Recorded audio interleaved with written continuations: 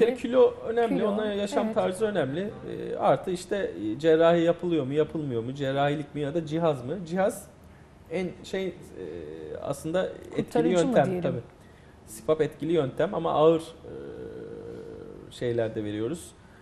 Sonucunda ağır apne gelenlerde raporla devlet ödüyor. O Devlet şekilde cihazlar kapsamında, var ama evet. tabii hastanın kullanımı açısından çok kolay bir şey değil. Burnuna sonuçta bir maske takıyor.